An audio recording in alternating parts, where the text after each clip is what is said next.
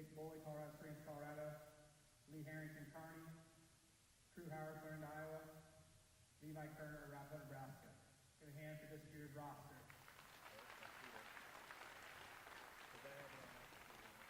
This time, I ask that everyone stand and move their caps. We'll play the national anthem and we'll get rolling.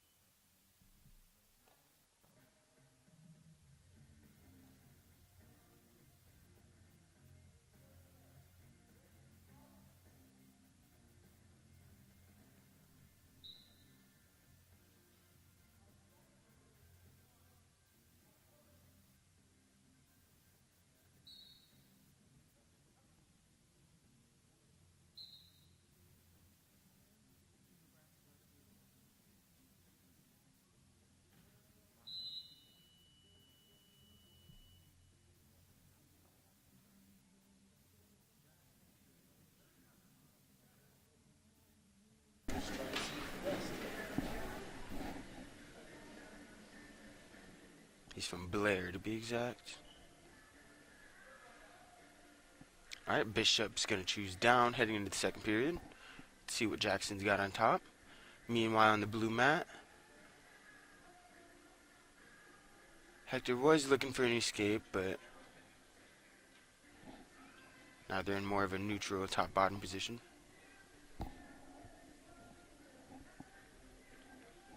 Our two Kansas wrestlers, Bishop from Topeka, Hector from Wichita.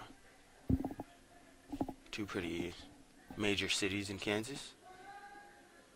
And I believe they're both three-time state champs. Bishop could have been a four-timer, but he got DQ'd one of the years, tragically.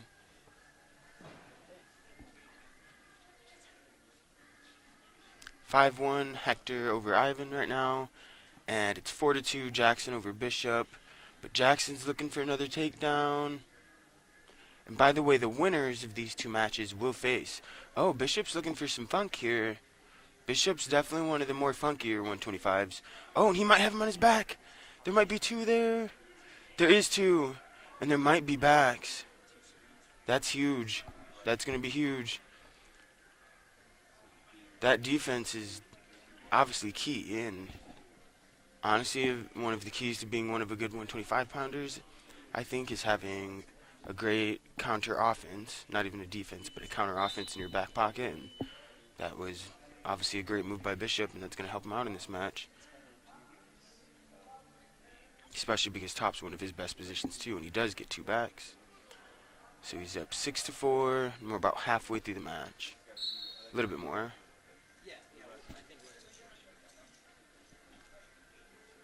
Meanwhile, Hector's on top of Ivan. Nice mat return.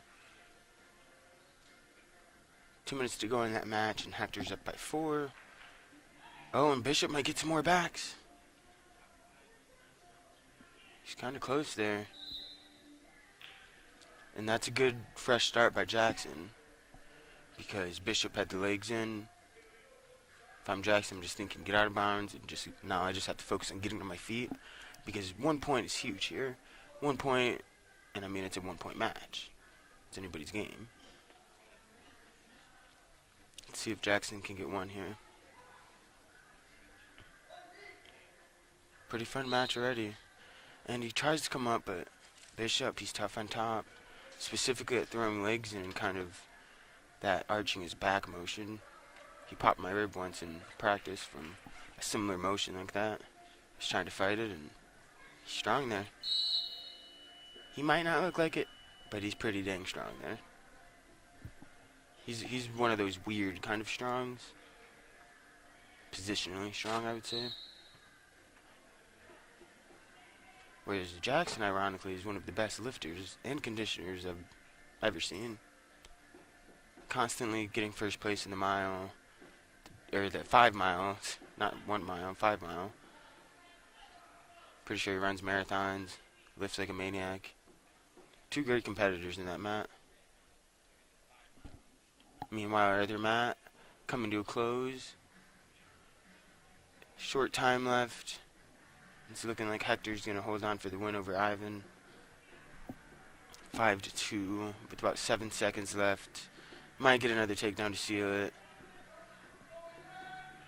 And okay, they call stalling on Bishop. And Bishop's got a single leg in. Oh, he's really dirty with the single leg too. If I'm him, I'm trying to hook that leg, and if I'm Jackson, I'm trying not to get my leg hooked right there. You see Bishop kind of faking it. His takedown's kind of huge. With a minute left in the match. Bishop's up by 2. This could seal the match. Moving on to the next bout on the blue mat. Wow, yeah, Bishop gets 2 there. He's going to be up by 4.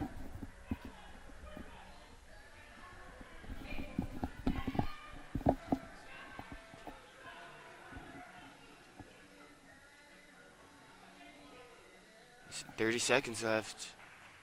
Bishop might ride out for this. Two really tough competitors right there, and I honestly had no idea who's going to come out on top.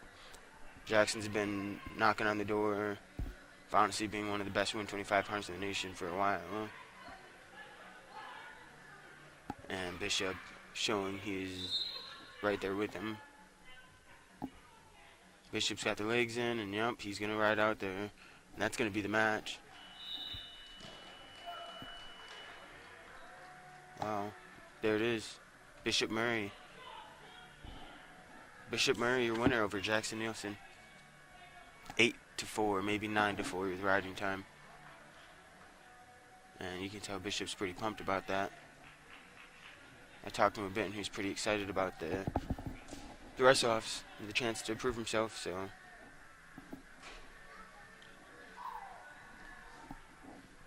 And he's pretty pumped. Nice. I kind of stood up to watch him exit the gym, and yeah, he just looked happy. But he's got one more match, and it's gonna be a great one because Hector Serratos is a beast too. Like I said, I'm pretty sure he's a 3-timer, maybe a 4-time finalist in Kansas. Him and Bishop are ironically the best of the best in Kansas. That's what I like about the Nebraska Kearney wrestling team. We for sure have some of the best in Nebraska, but we also, I truly think we get the best of the best from Kansas specifically, and we also get from Iowa, which is where I'm from, Colorado. There's tons of good guys from Colorado. I mean, there's Missouri, and then we got the random states, like just on this roster, we have Adonis Lattimore, who's from Virginia. We have John Berger, who's from New Jersey. We have Roberto Bautista, who's from Texas. I mean, we have the Deal brothers from North Carolina.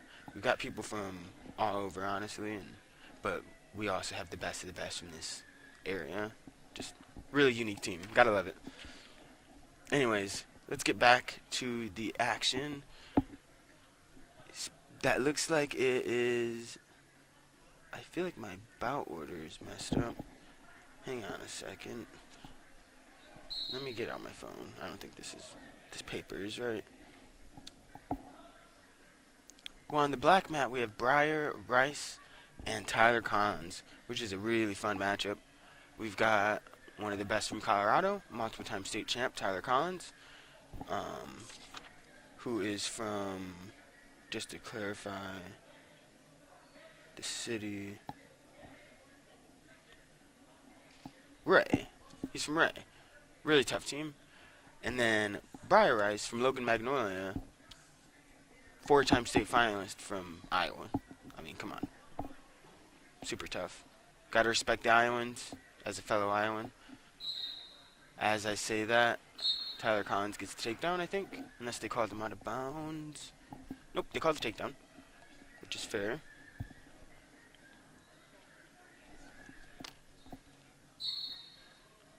I think it's John Berger and Aarons. But that means that Bo got injured, I think. Yeah, Bo must have gotten injured. That's where my confusion was, and that's where I understand now. Okay. That makes sense. Next up, I think we have Tiante and Roberto, and Jacob Wishes and Gavin Brower. So, I think those are the next matches. Anyways, let's check in on these ones. Again, Tyler Collins is still up, putting the ride on Breyer. He's up 2-0. Same score over with Berger and Aarons. Berger is a transfer from Limestone. If that sounds familiar, a transfer from Limestone. That's because one of our starters last year was also a transfer from Limestone, Hayden Prince. You could say that was kind of the connection. Hayden said, hey, this is a great place to be, after John Berger wanted to find a new place, and now we got him. And he is looking to, he's a past qualifier for Nationals, and he's looking to replace Sam Turner, who was one of the national finalists for Nebraska Kearney last year. So it's a weight that is looking for somebody to fill in. We got two tough people right here, and Bo Hostler on the bench right now because he might be hurt or he's not wrestling. But three tough people looking to make the impact for the lineup. And then over in the black mat, they're fighting for the spot 57. They're fighting to replace senior and multiple-time starter Jacob Wasser. one of the Pennsylvania studs.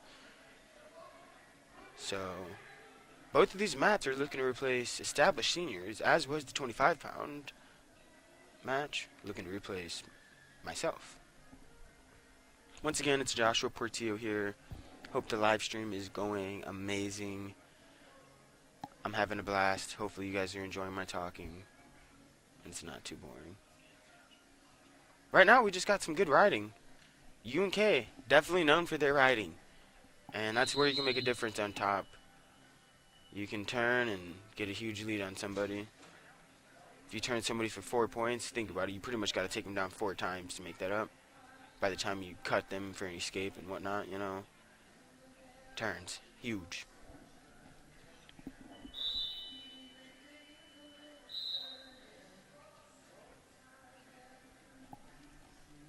So, it's still 2-0 both matches, except now Cons gets the 1. So Cons up 3-0.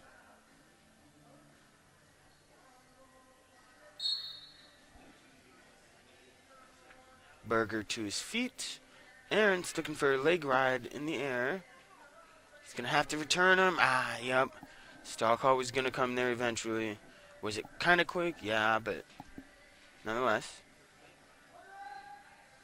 There's the escape for Berger.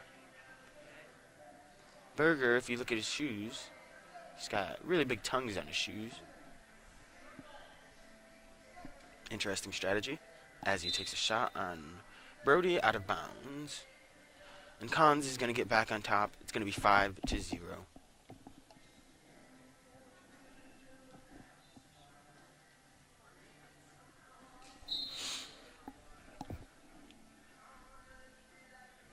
Minute left in the second over for Collins and Breyer, who are both second-year freshmen, redshirt freshmen, both redshirted last year. Again, both looking to replace Jacob Wasser, who was an All-American for UNK back in 2021. He got 7th place. So, the automatic standard for the weight class, you could say, especially for UNK, is to be an All-American. So, could either of these gentlemen be an All-American? I think yes, for sure. And again, rest-offs don't mean much. I'm more excited for these next couple weeks when we get to see UNK in some tournaments and against some other opponents. Like, you know, think about it. These guys wrestle each other all the time, and they probably think about these They might not think about these matchups a lot, but some of them might think about it a lot, and that might lead to defensive or more defensive matches. But against other opponents, that's where I'm excited. These open tournaments are going to be awesome. And you can argue this is a rebuild year, but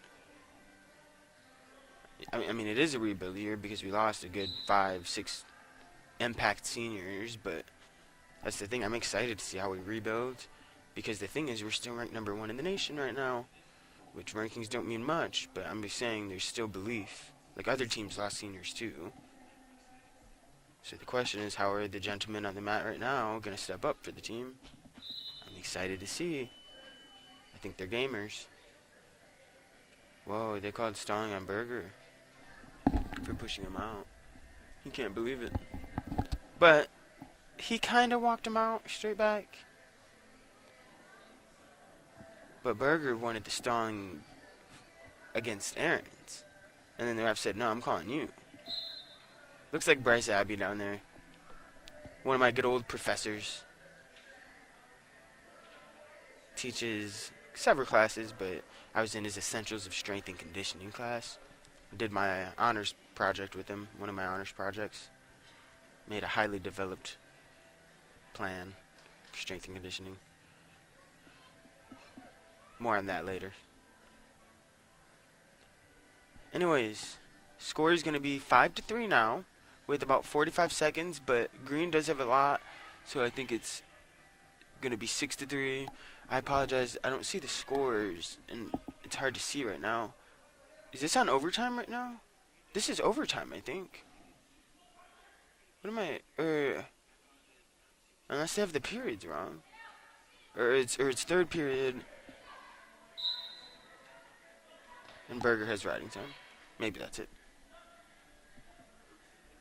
I apologize. It stinks because I mean, you guys see the wrestling close up. I'm far away, technically, in the announcer's booth.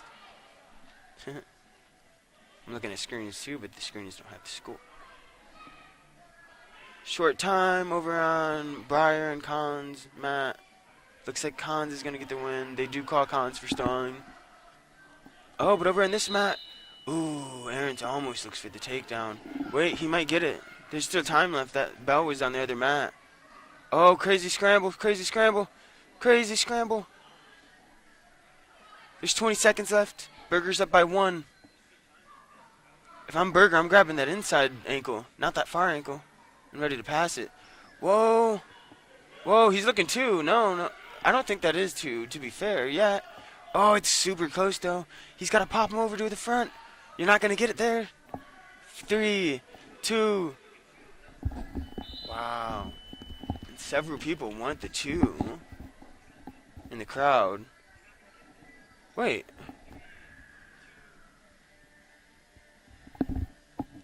Is it overtime? I'm so confused. Is it like double overtime?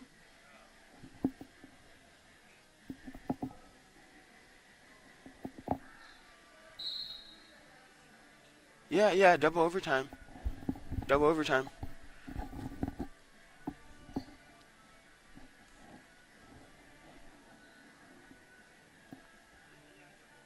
This match is crazy. This match is crazy. Let's see where the ref goes. Yeah, it's double overtime. Yeah, the riding time was never a thing. I've already sent it to overtime.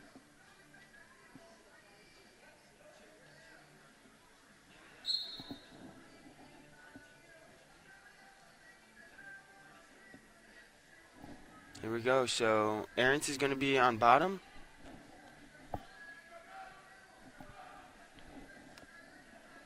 Aarons is going to have to get 1 here. Berger, one of his points was riding time. He's apparently pretty good on top. I actually wrestled Berger a lot in middle school, elementary. Pretty sure he lived in the Ohio area for some time, as did I. Berger gets the ride out. And basically all that means is that Aarons is going to have to ride him out right here. Or he can cut him, actually, and try to get a takedown and get a 1-point lead. But otherwise he's going to lose by 1 point if Berger gets an escape at any given time. But the thing is, Brody's good on top. Oh, could he split him? No way, right? Or banana split, whatever you'd want to call it. I'm scared. The ref might call a stalemate. Even though they're working. This is getting crazy. The crowd's loving this. Could he get that? Or is Berger going to pop? Berger might pop. Oh, short time. 3, 2. Oh, what a match. I'm only saying, not to be biased towards either one, but just because it's kind of a sad way to end the match. Where, he got reversed at the last second. But wow, what a match. That was fun. Shout out to Aarons for really contending there. And Jensen's got something to say. Nah, it's probably just like a logistical thing. Whoa, and that's a team point. Berger took a singlet down on the mat. We gotta get on him now for that. Because in season. Nah, I'm just kidding. Anyways. Now we can finally direct our attention to the black mat. We've got Jacob and Gavin up at 174. I believe the winner of this match will face Austin Eldridge, incumbent starter. Last year he got 3rd or 4th at Natty's. I should know that. I don't have any resources near me. I think he got 3rd. Anyways, both of these young gentlemen right here, super tough. Both listed as 84-pounders in the roster, and that's what I thought. But leaning down, both are young. Jacob is a true freshman from Scottsbluff, a.k.a. Gering High School. Whereas Mr. Brower, I know he's a state champion. It's his 2nd year here. He was a redshirt last year, but he's a state champion from North Platte.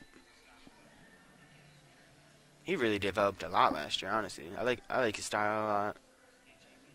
He likes to put up points as much as he can. Gotta respect that. Especially in a heavier weight, you know? Anyways, blue mat. I'm excited for this one. I haven't seen Mr. Bautista wrestle a lot, but he's a freshman from Texas, and nice shot by Tiante as I say that. Woo, that looked good from T. That looked good from Tiante. Tiante, he has been a multiple-time team member for UNK. I believe it's his 5th year, maybe 6th. No, 5th. But super tough. Always been waiting right in the wings, and you know the winner of this gets Collins. I'm pretty sure who just won. Yep. So 57th spot on the line, and could be Tiante's time. I love his style too. We're talking about fun styles. He's as funky as it gets. His defense is fun, which you gotta love. Yet he's also pretty explosive and can fire off a double leg. See, I was funky, but I was never explosive, which is key in wrestling. Explosiveness is key. Anyways, let's see what Bautista's got. I could pull up the actual roster sheet and see his accolades, but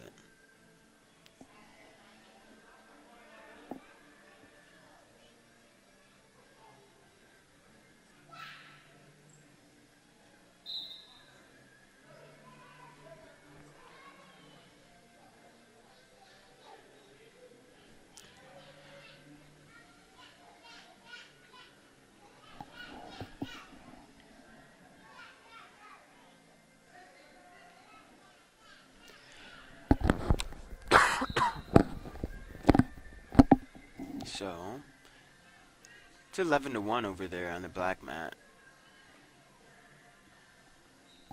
It is 11-1. And over on this mat, the blue mat, the period ends 2-1 Tiante after that slick double leg takedown that he had. And I noticed going back to the black mat at Gavin Brower last year, I talked about gains he made. Top. He made huge gains on top, and look, I mean, it's paying off. And conversely, with true freshmen like Jacob is, one of the biggest issues usually is bottom. So it's not anything to, you know, freak out about. But, you know, Gavin's put a ton of work in on top, and freshmen struggle on bottom, and that's where this match has really been separated. From Jacob, gotta get to my feet. Gotta get up to my feet. Gotta explode here.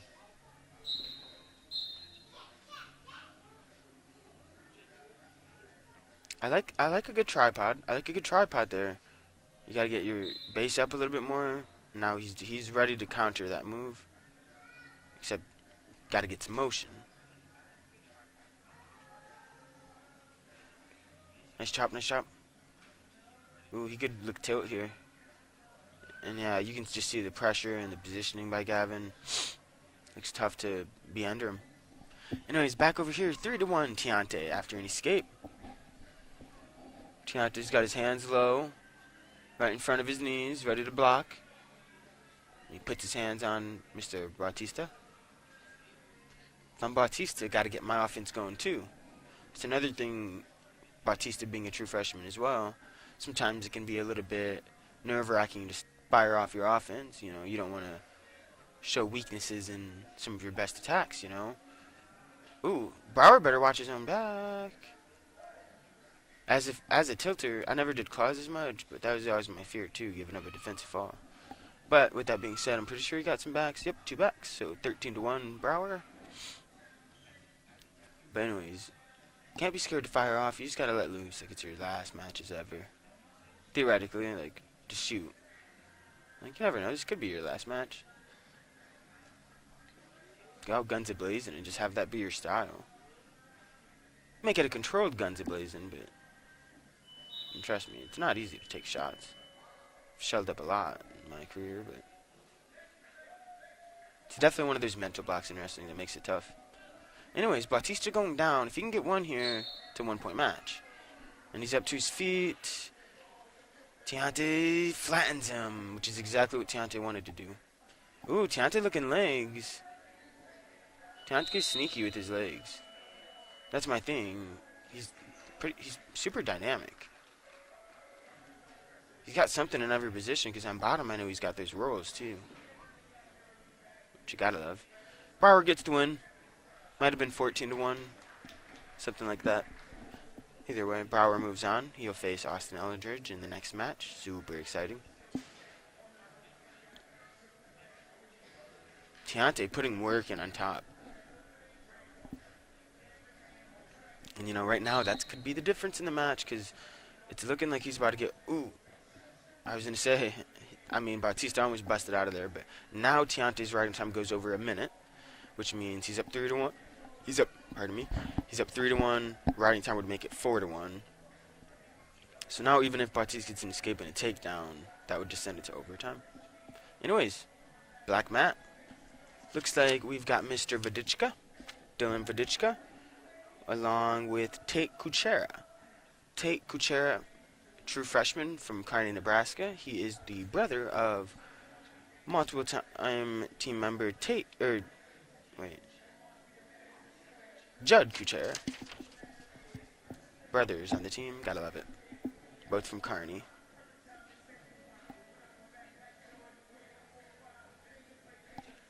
Yeah, Tiante might ride out this period. 20 seconds left. And those riding skills, I mean, they'll help you out. Correction, the Kucheras are from, it looks like Bassett, Nebraska. But they go to Kearney. Vodichka from technically Garrison, Nebraska, but goes to school in Nebraska. He went to high school at David City, and that was a really slick takedown by him. Meanwhile, Tiante gets the dub over freshman Roberto Bautista. And out comes the new competitors. And speaking of the brother Kuchera, we got the other one up right now. That's what's crazy about it. We've got Judd coming up. And it sucks brothers being... It doesn't suck brothers being on a team, because, I mean, I have a twin brother for y'all that don't know at home, Justin Portillo. He's a 5-time All-American for Grandview, but it's always nerve-wracking watching him wrestle before me. Like, if I saw him get taken down, it would kind of throw me off a little bit. So, let's see how Judd responds to that. And he just needs to focus into his own match. I mean, that's always how it's been. Anyways, he's facing another Iowan, Jackson Kinsella. Again, from Iowa. Gotta respect the Iowans. He went to Creston High School. Multiple-time state police here in Iowa. Toughest state there is. Nah, I'm just kidding. It's Nebraska. No, I don't know. It's up for debate, but some would say PA or New Jersey, but I think it's Nebraska and Iowa. Another slick takedown by Vodichka. Kinsella working a shot. Judd looking re-attack. No exchanges per se in that match yet, but they're both attacking, I would say. They're both prodding. They're looking for their opening. And Judd, I've heard, is super strong in his tie-ups there. You can see his wrist control. He's a farm boy. He does farm work. Got super strong grip. You can see him try to get the wrist of Jackson. That might be his game plan. So if I'm Jackson, I would say, hey, get off my wrist. So let's see who can win that battle there. I bet you... Yep, I was going to say, I bet you Judd's going to keep trying to get that wrist. Ooh, and yep, there's that counter. Oh, nothing yet. Nice wrestling by Judd. Wow, and wrestling like that's going to take you far. Oh, is he hurt? Hope not. Holding his elbow a little bit. But at the highest level, chain wrestling like that, to not give up a takedown, takedowns are huge. To not give up a takedown, those are the difference. Having defense like that, just saying I'm not going to be taken down, huge. Ooh, clean shot from Kinsella, though. That one you couldn't really scramble out of, but that was just a super clean attack by Kinsella. I got taken down with a similar variation by a St. Cloud guy of that move, and it's hard to stop. Like, once they got it, you're done. You got half a second to react. Wrestling's hard. Anyways, take Kuchera in on a shot. See if he can finish. Vodichka looking to sit the corner. Looks like another good scramble going down between Judd and Kinsella. I love that. For 84 pounders, let's go. Don't mind if I do. Or 97, I mean. Pardon. Judd and Kinsella are 97, whereas Tate and Vadichka are 84.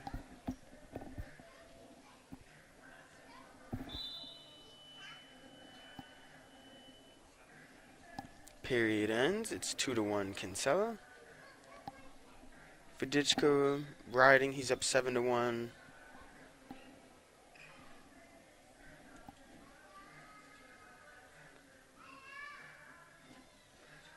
Over at the head table down there, looks like we've got Drew Arnold, Fabian, assistant coach Berger, head coach Jensen, assistant coach Josh Berger. Shout out to the Joshes. Anyways, one escape, Kinsella, 2-1.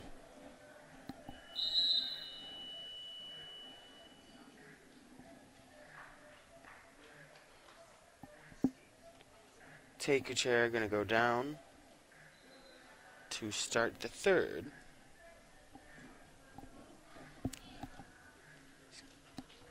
He's gonna look to get an escape really quick and start generating his own offense. Gotta create something here. Which I'm sure he will. He's got a tripod. Look at the chairs, fighters. Just scrapping. Which, I mean, what more could you really ask for?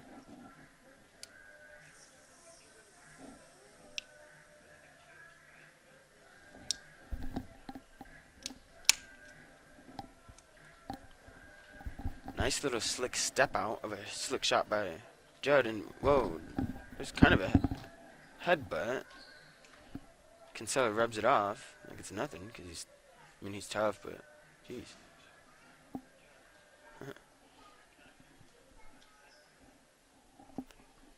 Mr. Kachera on the black mat gets an escape.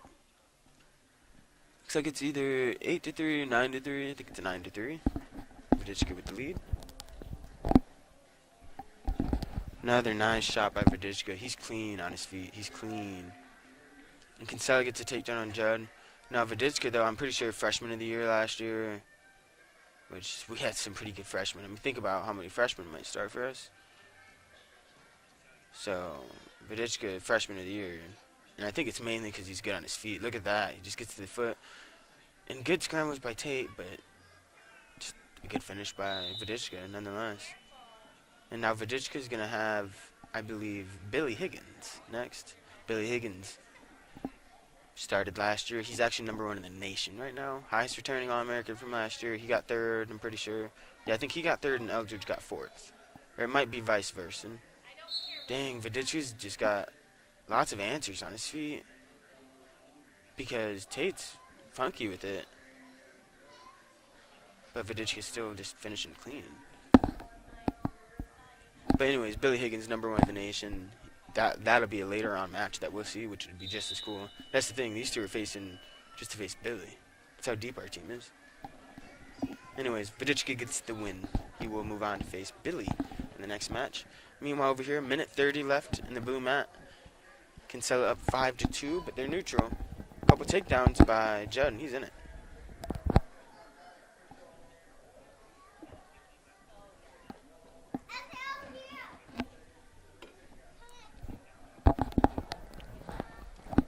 Coming to the mat, to the black mat, we've got the second match at 197, paired with Prince and Kinsella.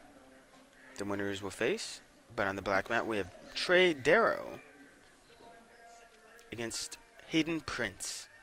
Hayden Prince was the starter last year, ranked in the top 8 most of the year. Missed out on All-American. Nationals can be crazy. He's looking All-American. Get back there. Multiple-time national qualifier. Prince is tough. And he's out to a quick lead on true freshman Trey Darrow. Prince has a cradle locked up. Prince from South Carolina. Darrow from David City giving up the fall. Prince showing off his good top work, and he will move on to face. It's looking like with 15 seconds left, it could be Kinsella unless Judd is going to put him to his back. Judd's picking up the offense now. And smart by Kinsella to try to ice it with a leg attack. I like Kinsella's mental. I think he can be really tough because of that. He's smart. There's their match. Kinsella gets the win, 5-2. But 10 seconds left. It's not smart to run and try to give up your legs as you're running away. I think it's smart to take one smart good shot and get to a leg, because then you can pretty much, you can either A, finish, or you can just kind of hold on strategically. Either way, Kinsella gets the win. Big boys up next. Big boys, let's do this. On the black mat, we have none other than Crew Howard and Jake Boley, two redshirt freshmen. We've got Boley in the blue singlet, the Coloradoan, and in the black singlet we've got Crew Howard, who is another Iowan. Go Iowa. But at the same time, go Colorado. Anyways, on the blue mat, we've got our two other heavyweights. And when I say other, I mean Lee Harrington, multiple-time starter, multiple-time All-American. I believe he's the second highest returning, or he might be the third highest returning guy. Either way, Lee Harrington, ladies and gentlemen, he's here. Kearney, Nebraska, hometown hero, redshirt senior. Man, it feels like he's got one more year. I feel like he's still just a kid. He's a redshirt senior. Remember when he was just a little true freshman? Anyways, he's looking like a beast down there. A strong, healthy 285, Lee Harrington. Slowly building his physique over the years into just even more of a monster. Anyways, he's facing Levi Kerner, the true freshman from Nebraska. Lee looking really good on his leg attacks. So yeah, our upper weights are all returning All-Americans. Our 74, 84, well 97 not technically Prince, but Prince could definitely be there. And he was a qualifier. And then you got Lee. So Eldridge, Billy, and Lee Harrington, they're looking to be our biggest point scorers, considering people like Matt Malcolm, the national champion, and the two national finalists, me, Sam, and past finalist Wes Dawkins are gone. Need some other people to step up somewhere, but that's where the freshmen come in. Maybe a transfer here or there. Super excited to see how this team turns out. Been excited for this one day in particular for a while. Wrestle-offs. Blue gold. Get to see how the guys have been doing. Crew working an armbar, but Boley just being stingy there, fighting it. He's just got the mindset that he's not going to get turned, and I jinxed it. But my point is that was hard to fight. Boley circling out of it, really strategically. Oh, and Lee tilting. Let me tell you, he's got to be the heaviest dude that I've seen tilt. Pushing 285, I don't see many people tilting at 285. Lee Harrington, though, come on, guys. Lee Harrington can do whatever. No, but for real, he's tilted at lots of people. Like, he tilts more than... He's probably in the top 5 tilter on the team. Top 5 tilter on the team. Which is crazy if you think about it, because tilts are so important to the lighter weights, too. But it's hard to tilt a heavyweight. That's why I don't know how he does it. Anyways, heavyweights. Giving us some exciting action. It's 8-2 Lee over Kerner. And it's 6-1 Crew Howard over Boley.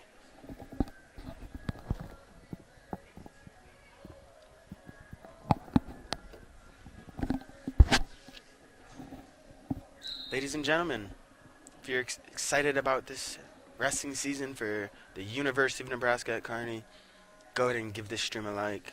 Maybe give it a share. Talk about UNK wrestling with your friends, your family. Tweet about it. Tag the UNK wrestling team. Tag us on Facebook, Instagram. UNK wrestling loves to see the support.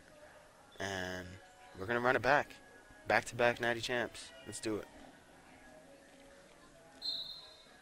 Again, you're here at the Blue Gold meet. This is the inter-squad meet for the returning national champions. Yep, that's right. Returning national champions. So it's pretty cool to get an inside look at an event like this, honestly.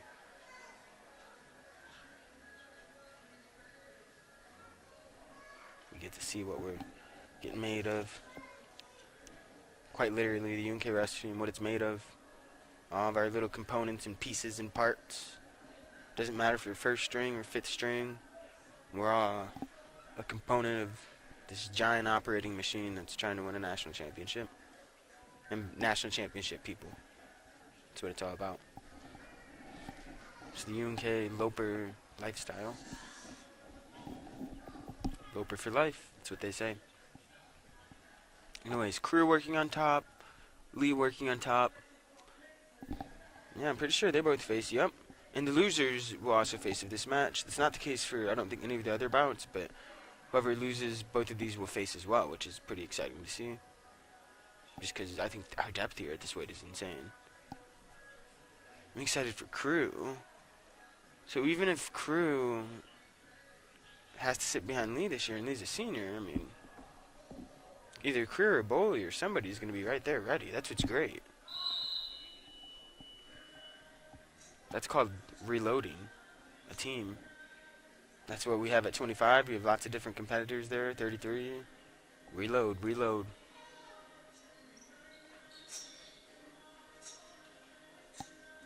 Just give us athletes with heart, and Jensen and Sorensen know what to do from there.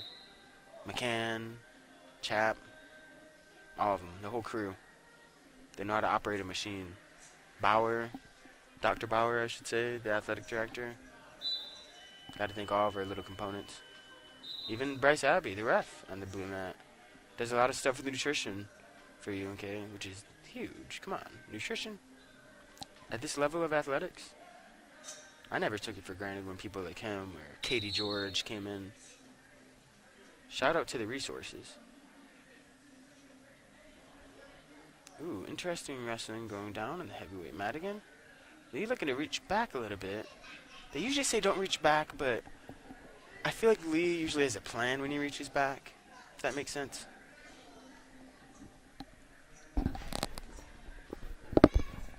Anyways, these first couple matches that we've been seeing are technically like the prelims for some of them, if you could say, for the most part, because a lot of these next matches that we're going to see are like the winners facing each other and yada yada, stuff like that.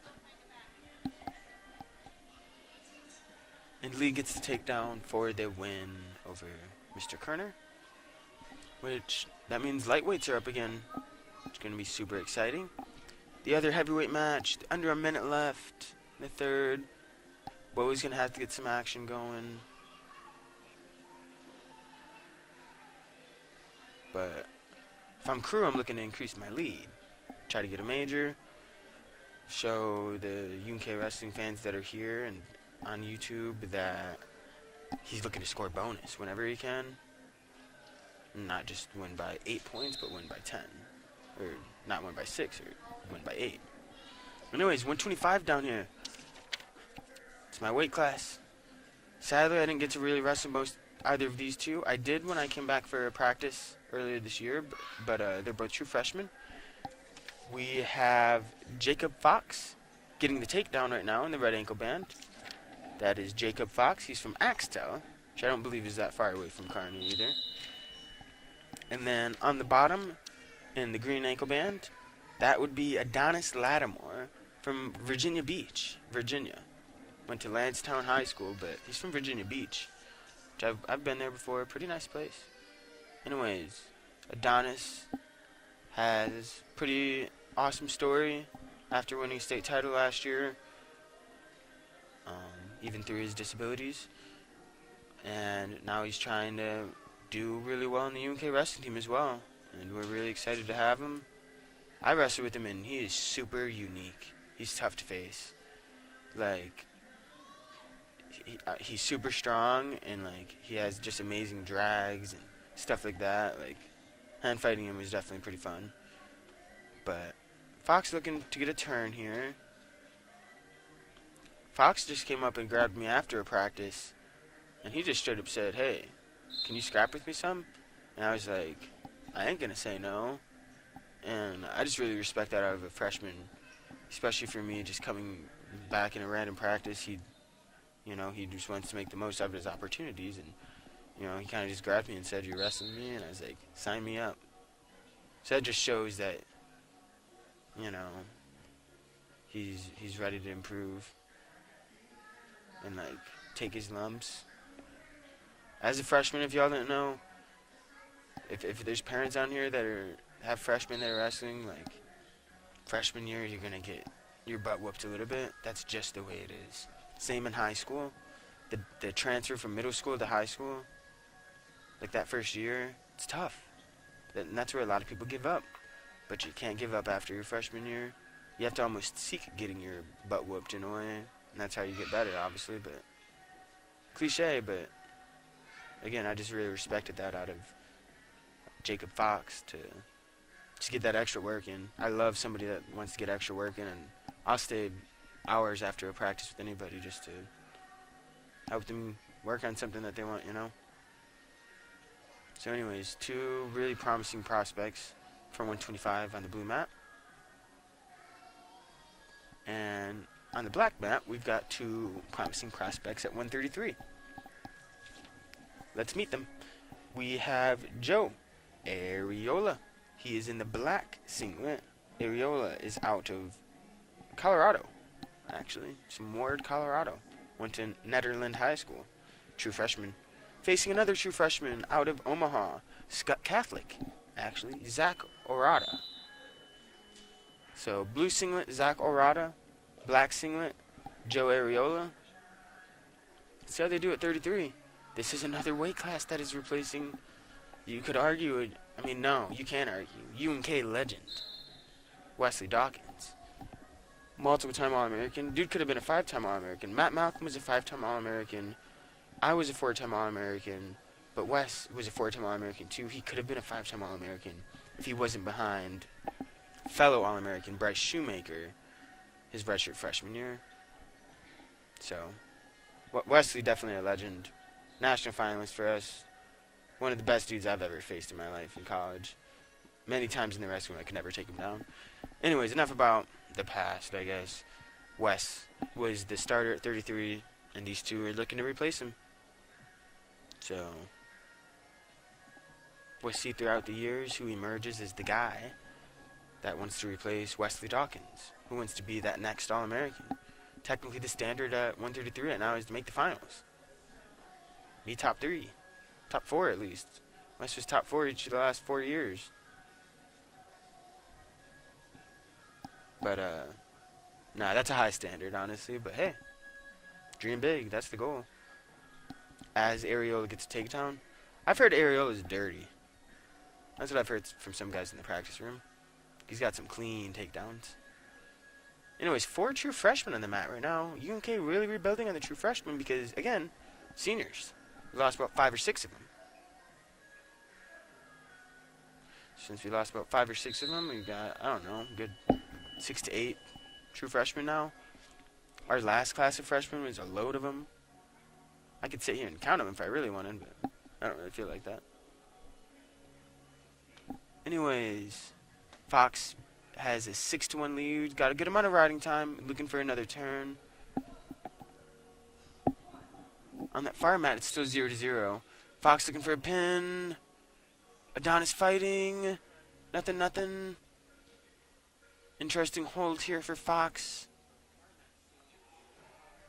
Fox looks really built, to be honest. He looks strong.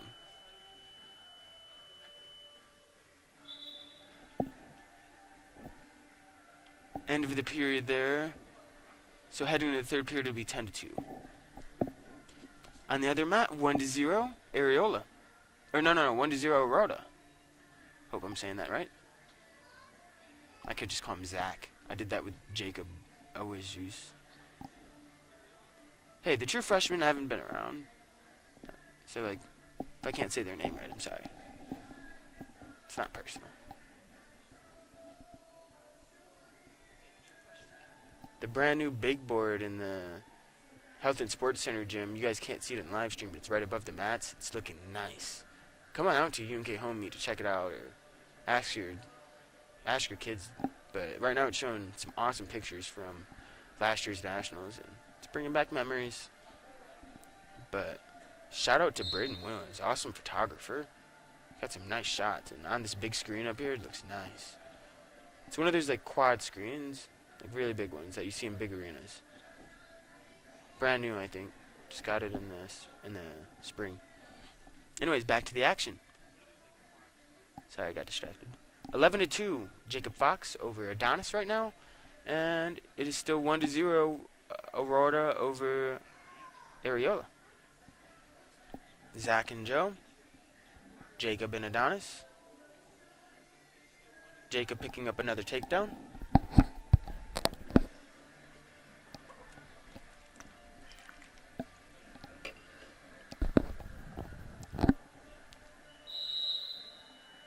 Second period ends.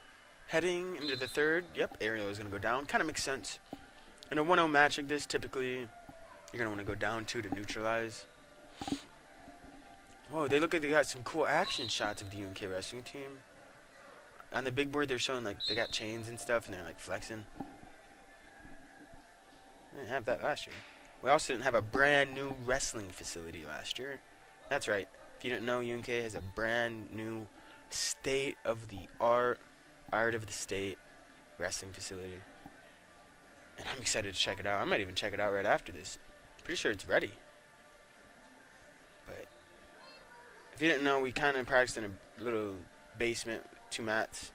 Had character, but it was nothing crazy. But this next one's pretty nice. It's got some good natural lighting. It's huge, high ceilings. Plenty of space. Oh, it's going to be nice. I can't wait to get in there and just imagine I had that room when I was an athlete. Now I'm just retired.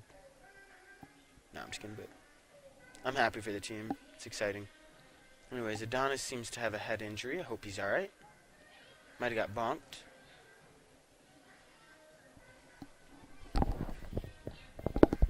We see our lovely training staff cleaning up the blood.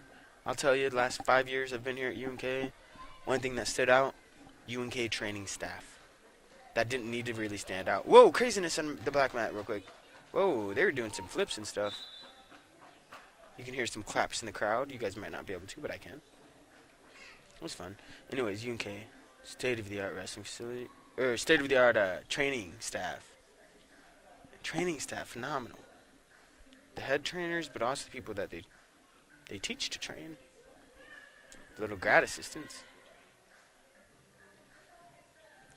Teach them to be really kind and just straightforward, and they help you. Trust me, I had plenty of injuries, and as a college athlete, you get them a ton. So having a competent, kind, concerned, caring training staff is just cherry on the top. Anyways, Jacob Fox is going to get the bonus point win over Adonis Lattimore. And over on 33, we're heading overtime. Here we go. 2 minutes on the clock. If anybody scores a point here, they're going to take the lead. Ah, Cigar is up. Let's go.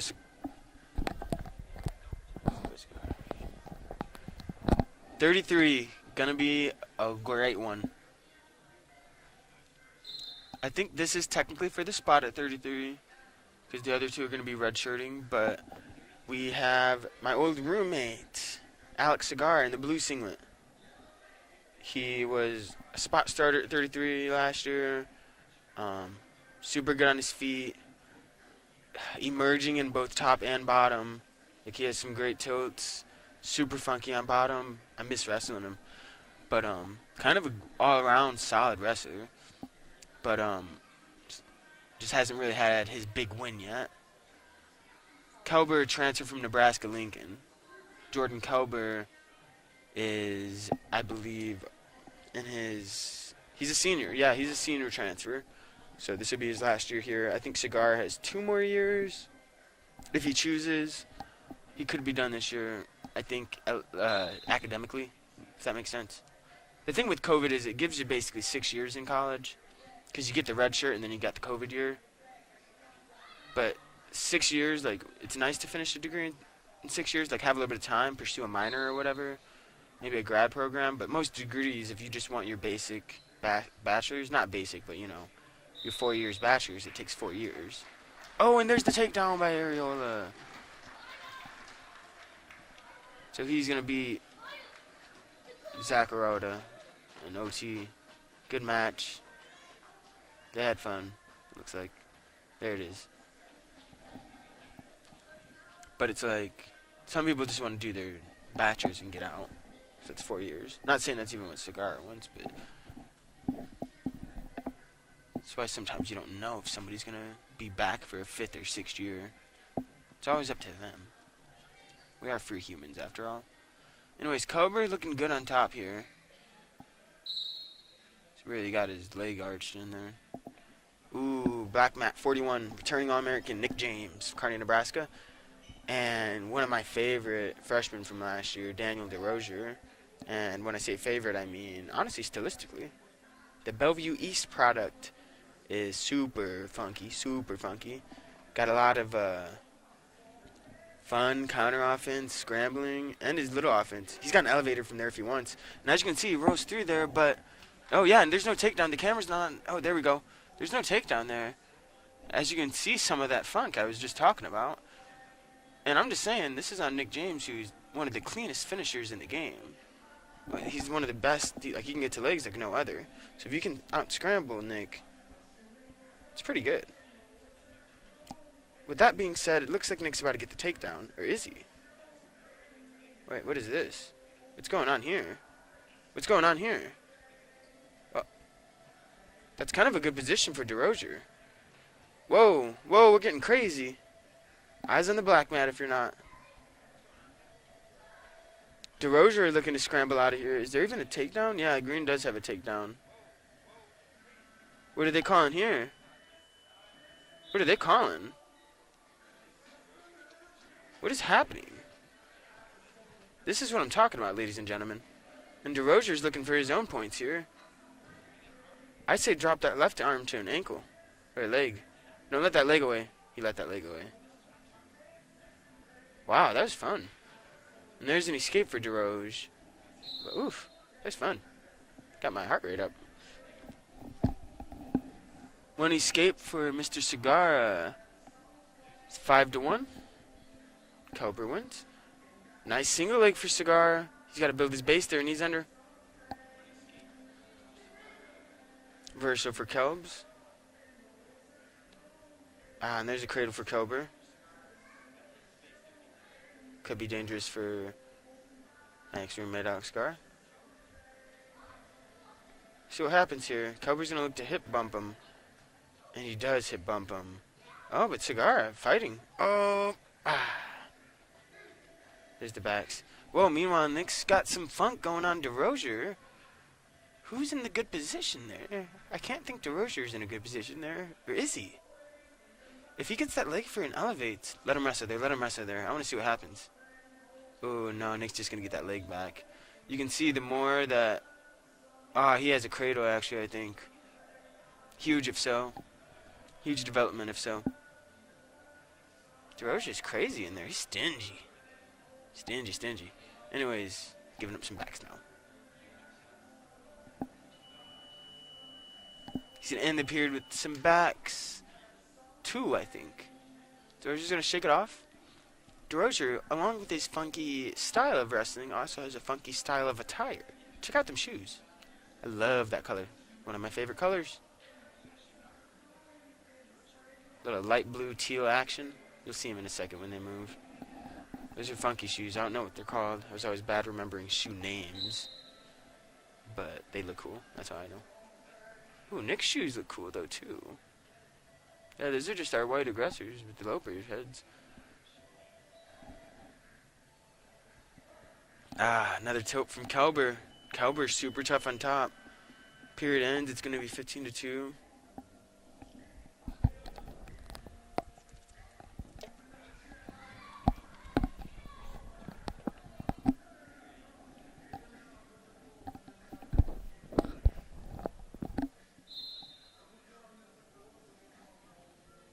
Nick looking good on top. Kelber looking good on top. That's the thing. UNK Wrestling, super good on top. It's not that we're not good on bottom. Trust me. I mean, bottom's always like the toughest position to figure out in college, but trust me, we're hammers on top. That's why we always get bonus points. We're a bonus point team, I feel like. Best kind of team you can be. Bonus point team. The bonus team. Sounds like a good nickname to me. Nick riding with that leg. I'd love to see him work a turn here. No offense, I'm just saying. Action, action, action. Always concerned in action. And Cowbird's just, yeah, speaking of action, Cowbird's just looking turn after turn. I'm excited to see him potentially start at 33. And there's the pin. Cowbird looking to be our guy at 33. Really curious to see how he steps in and faces 33 is the tough regions. I actually have a sheet somewhere where I kind of organized up some D2 rankings and some regional rankings just to see how our guys could stack up. And 33 our region's not easy.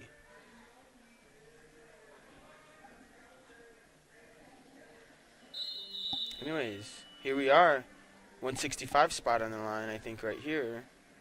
Replacing Matt Malcolm, national champion. Looking to do that, we have Caden Hart of Missouri. I think he's from this St. Louis or Kansas City area. I think St. Louis.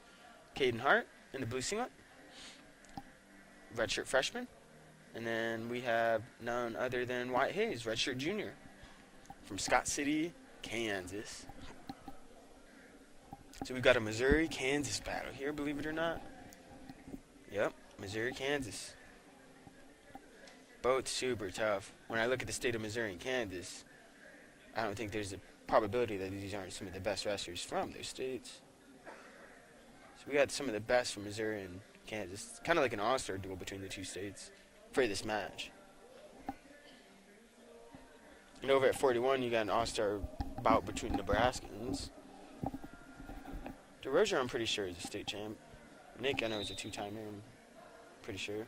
Nick looked really good on his feet right there. That was a nice shot. I didn't even comment on that, but that was nice. Speaking of, Hart on a good shot, but Wyatt with nice defense for now.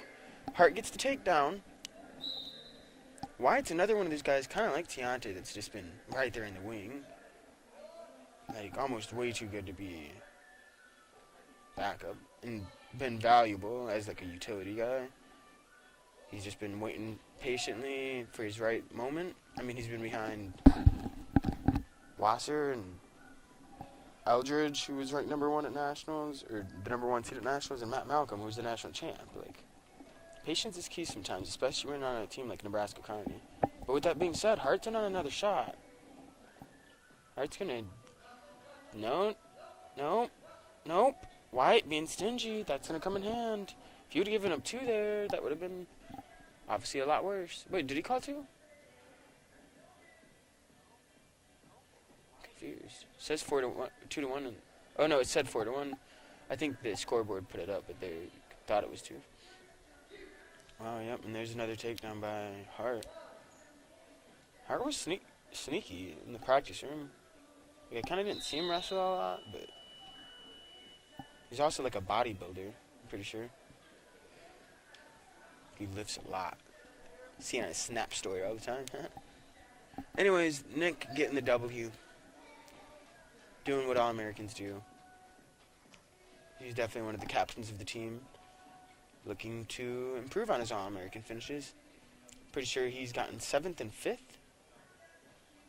Maybe 7th and 6th. I think he got 5th last year. 7th the year before. So 7th, 5th. I think we skip right over the 3rd and go to 1st. But keep the odd. Just kidding. Anyways, Nick looking to be a national champion is my point. Ooh, and back to 125. Here comes our competitors. As the past 125-pound starter for the past 5 years, this is juicy to me. Who will be the next guy? Ironically, 2 of the best in Kansas. We got 4-time finalist, 3-time champ, Hector. And we have 3-time champ, 1-time third, but they got DQ'd. Or, no, they got called for a defensive pin or something dumb like that. Either way, 2 of the best of Kansas. Kansas all-star duel. Hector in on the shot. That's kind of how I figured this match might go a little bit. Not Hector winning per se, but Hector's going to be the one taking some really nice shots.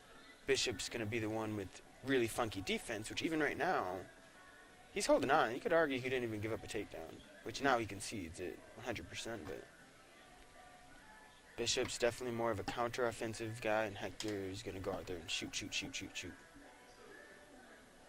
Hector is one of the guys that I faced in the practice room a lot, and I loved hand fighting him because he would not back down.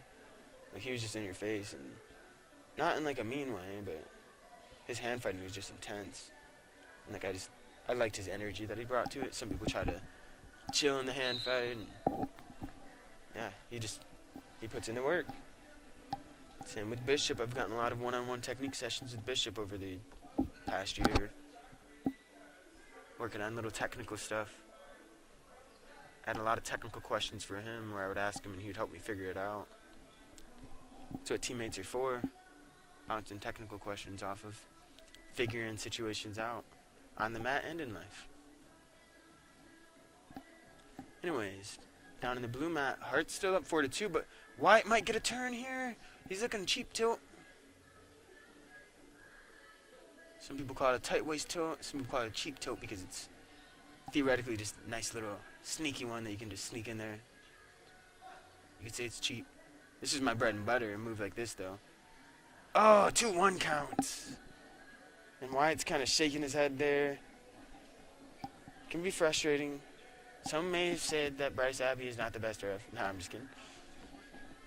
But yeah, that would have been a huge set of backs. Huge. Either way, White's going to ride out the period. It looks like short time.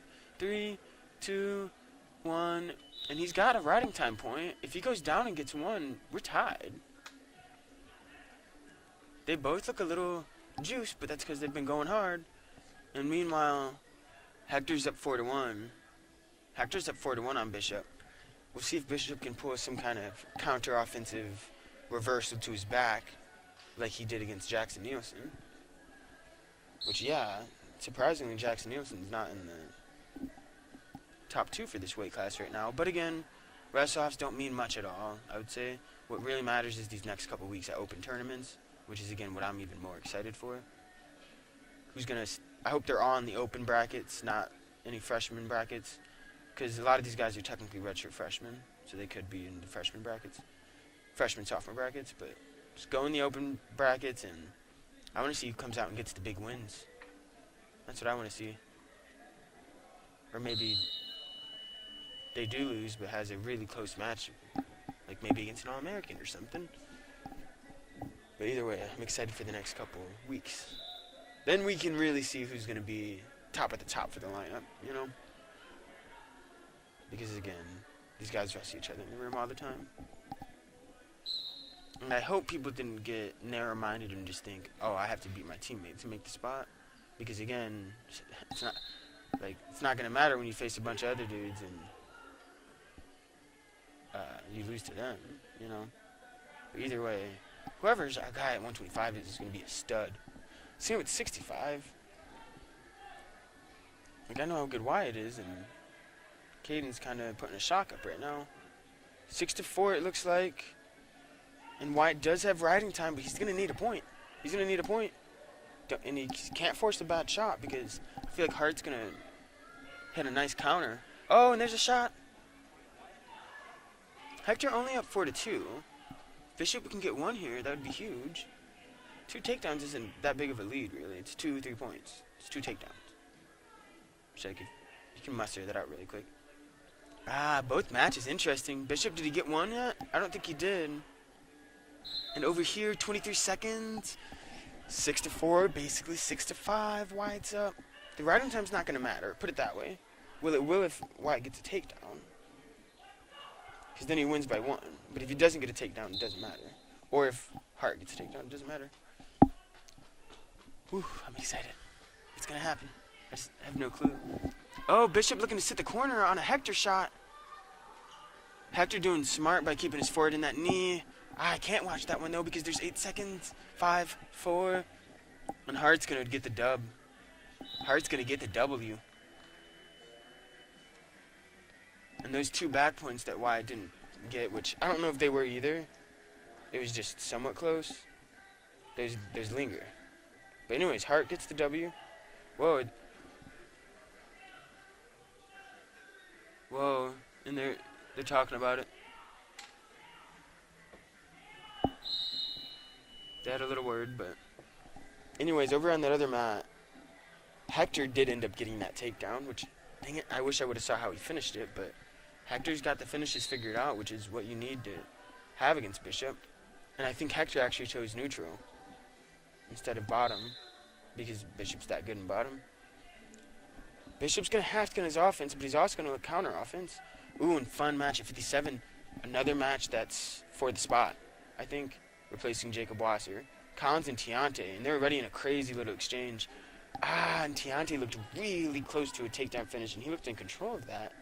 But Collins, sneaky with the defense, slips behind Tiante, right into a leg and looking cross-body ride. Tiante's got to shake it off, keep his base, get his one.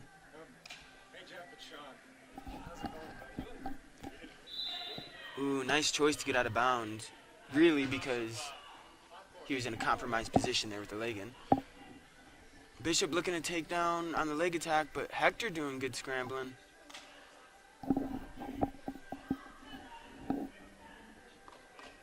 1 minute.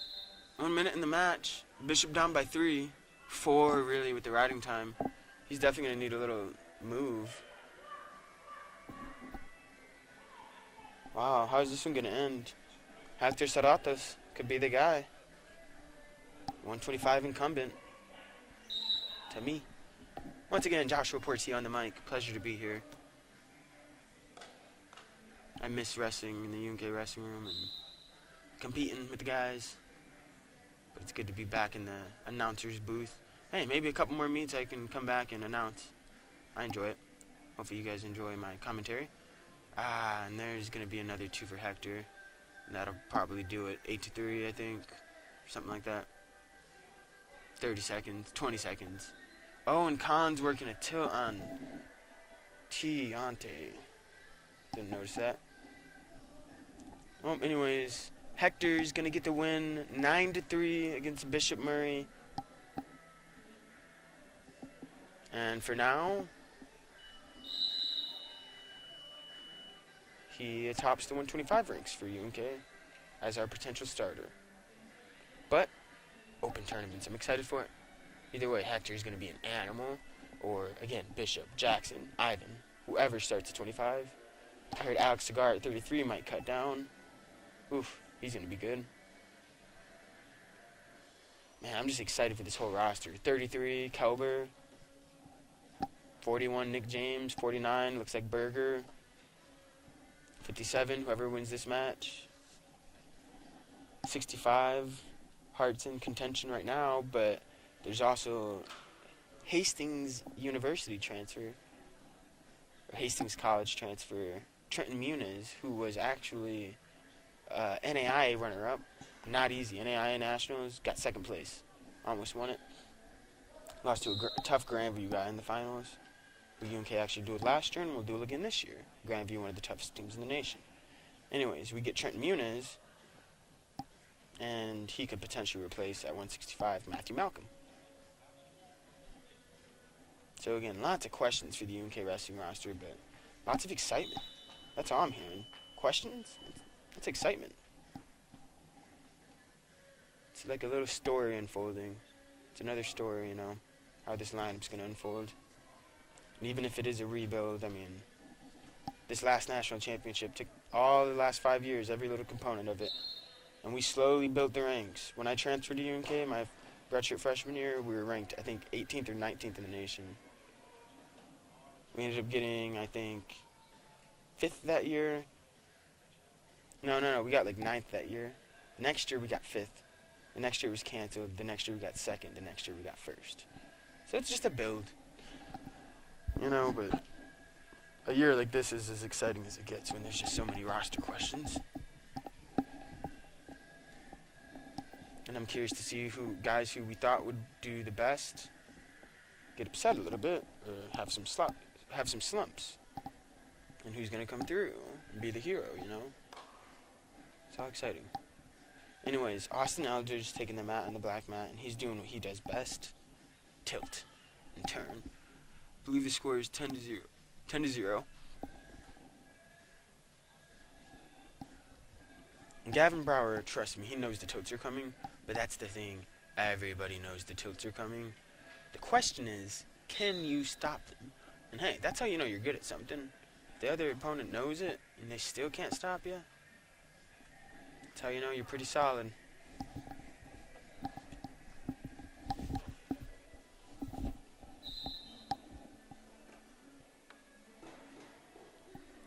Interesting little exchange on the blue mat. 9-0, Cons is up. And again, I think it's 10-0 on black mat. Again, I don't have glasses, I can't really see. And it's kind of sad, but I think we're coming down on the end of this. Yeah, we only got 4 more matches. Looks like we've got Billy versus Vidichka. 97, we'll have Prince versus Kinsella. And 285, we'll have Kerner and Boley and Harrington and Crew. Super fun.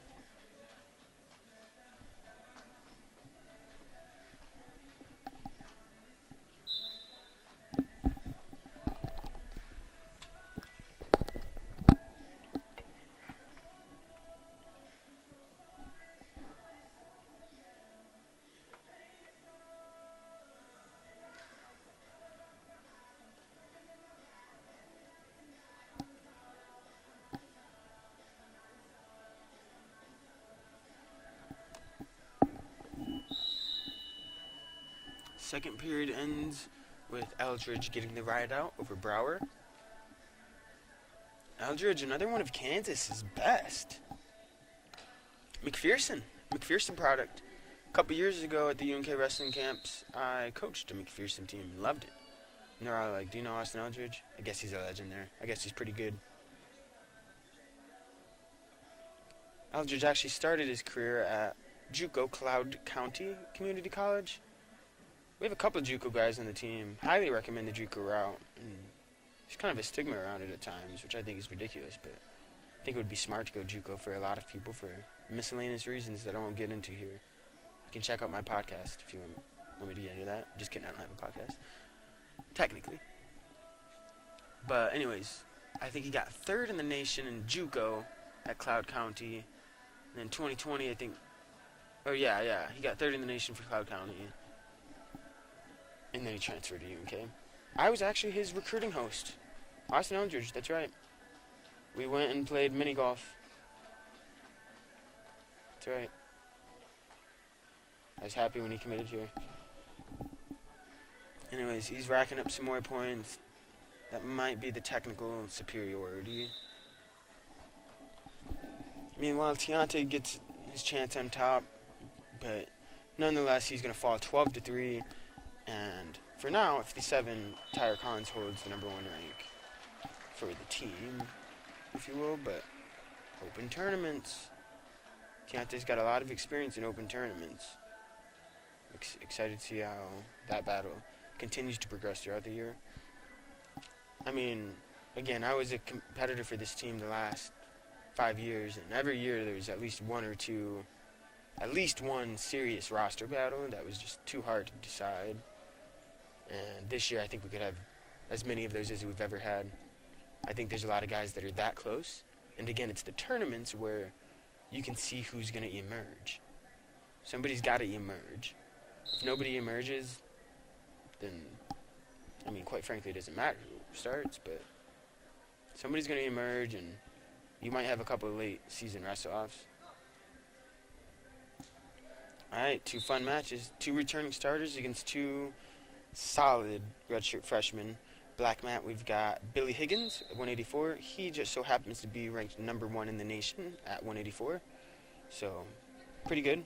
Got 3rd last year in the nation. After bumping up halfway through the season from 174. Him and Austin Eldridge actually swapped weights. And you don't see that very often. But let me tell you, it sure did pay off for UNK. Because Billy did as good as you could have asked, considering he was only behind 2 national champs. Heath Gray from UCO and the West Liberty guy, Connor Craig. So Billy's looking to win a title. And then Eldridge at 74 was ranked #1 at 74. It's a great late season move by not only Billy and Eldridge, but the coaches. Dalton Jensen and Andrew Sorensen. Tom McCann, Chap, John Duff. The masterminds. Anyways, enough about 84. 97 has returning starter and past NCAA qualifier Hayden Prince. He transferred a couple years ago from Limestone, but he's definitely a UNK guy at this point, of course. But he was ranked in the top 8 most of the year last year, and he just, had kind of a rough tournament at Nationals. It happens. I wouldn't say he had a super rough tournament, but it just happens. Sometimes you don't place. But is he good enough to place? Yes. 100%. That's my point. So this could be his comeback year, if you will. Like the year where, not even the comeback year, but the year where he really sets his tone. A guy like this, I think, again, is super well-rounded, super tough on top, which is key at a weight like 97 heavyweight, and he's got the length, which is super tough too. I mean, he can definitely be in the top 3 of this nation for sure, at the least. I want to see him take out returning national champ Dalton Abney. Either one of these young gentlemen.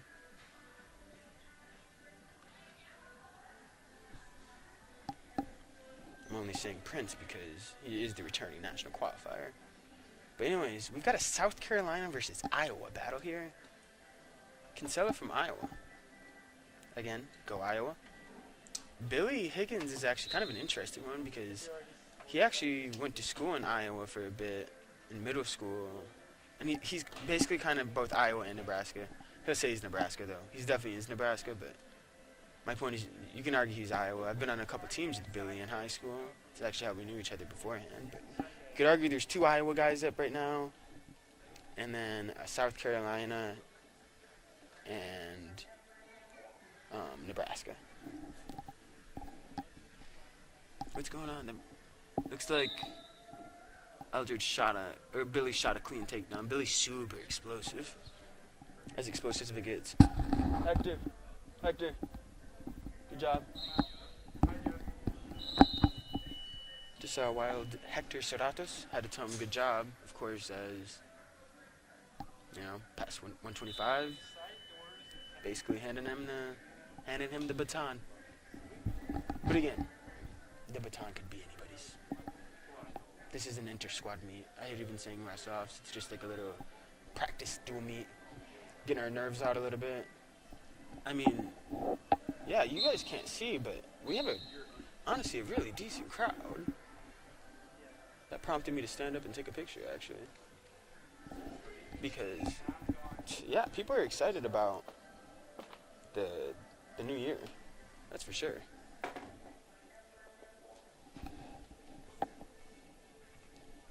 Anyways, update.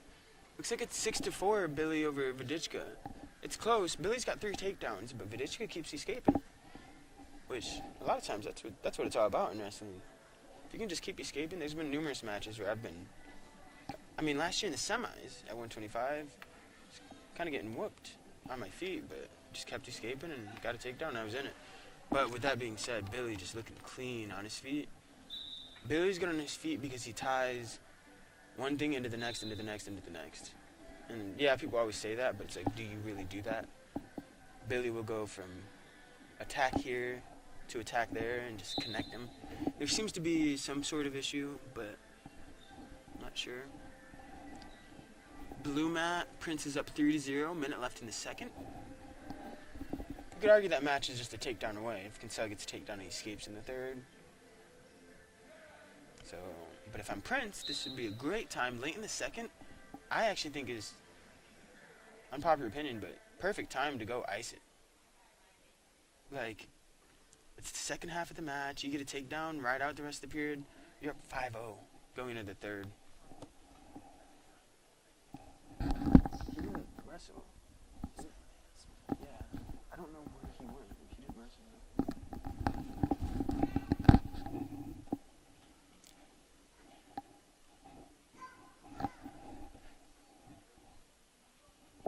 Kinsella looking for a reattack.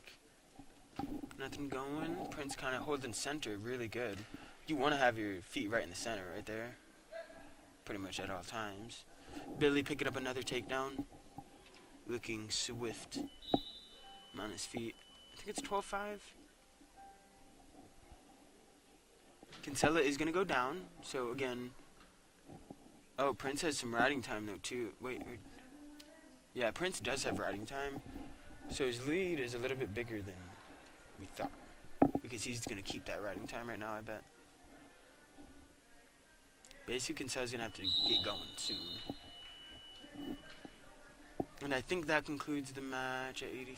Nope, third period. They had that break, so it's going a little bit longer. 2 more matches after this one. We got our big boys.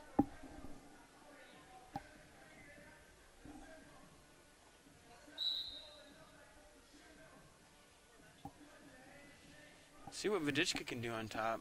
He's pretty good on top. Again, Vidichka, freshman of the year last year. Billy, though, again, of course, #1 in the nation. So it's like, tough battle.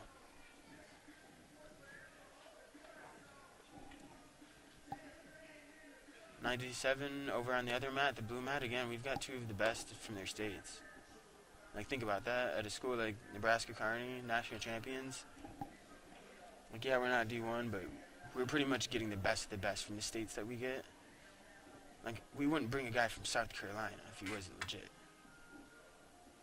And, like, Kinsella is obviously one of the better guys from Iowa. The guy's from there. I know him. And, like, I know my wrestlers. So if I say he's good, he's good. Anyways, Vidichka putting a good ride on Billy. If I would say there's one position of struggle with Billy, it would be bottom.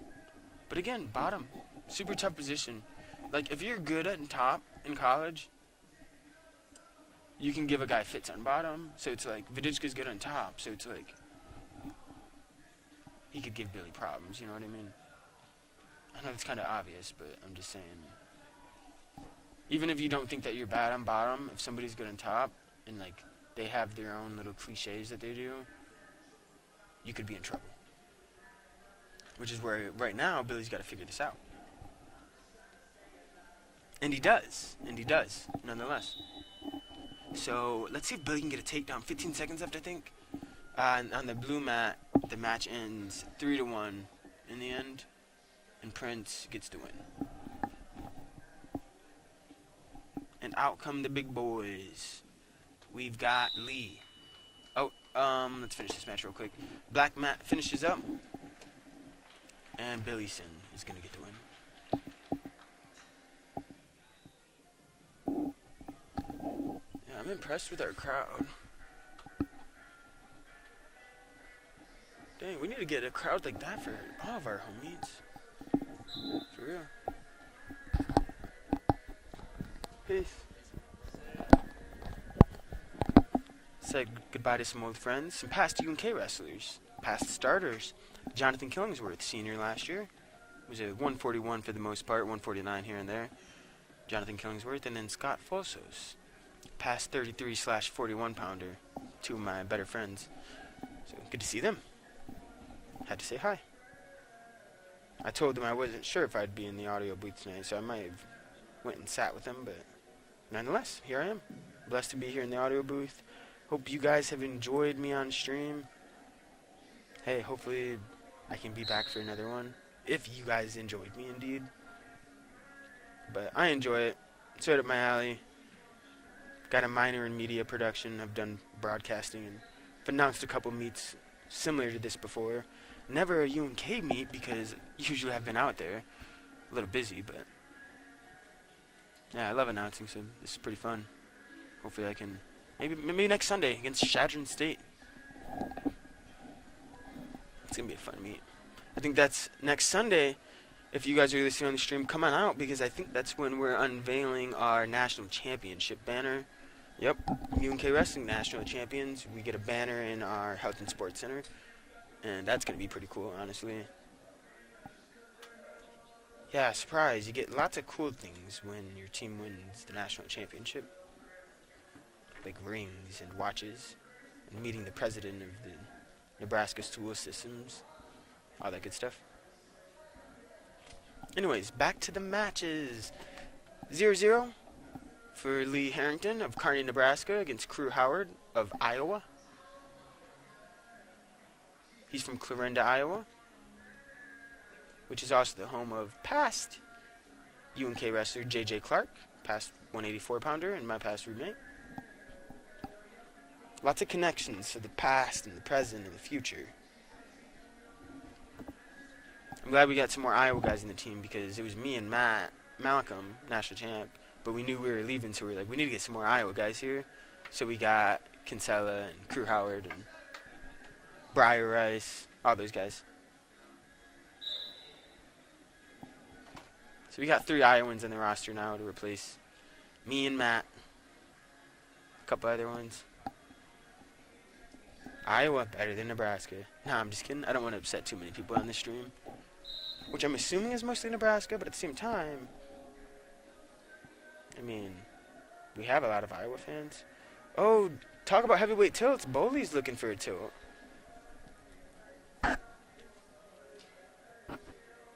Boley, another guy that really improved last year, I feel like. Sometimes you get to college and, you know, again, you get beat up a little bit in the beginning, but it's all about how you respond. The weak will shrivel off and, you know, that'll be the end of him. But it's all about adapting at your freshman year.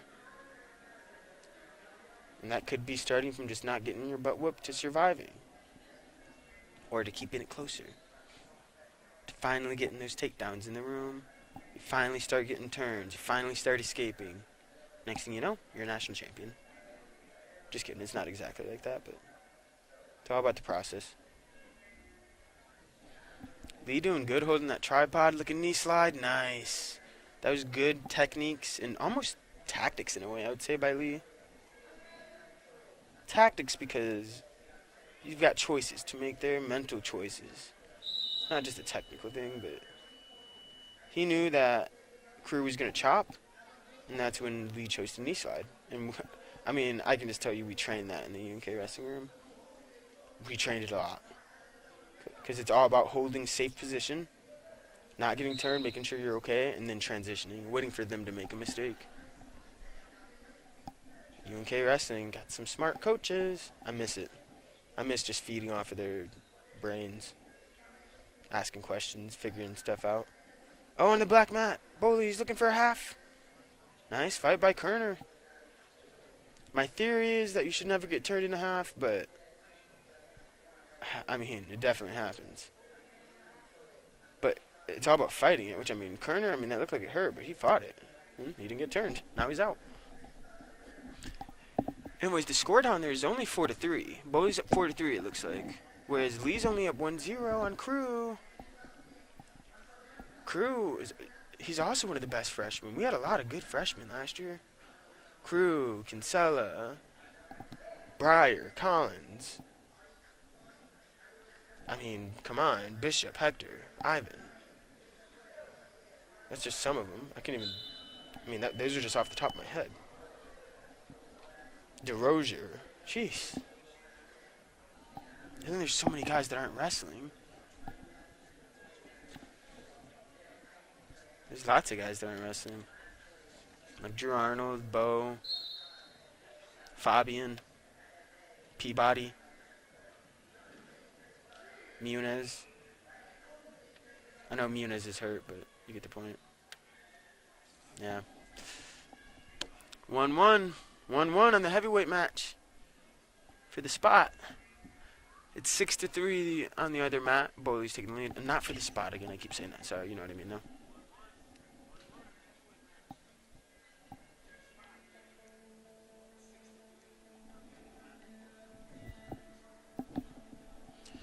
So it's going to come down to a takedown for Lee and Howard.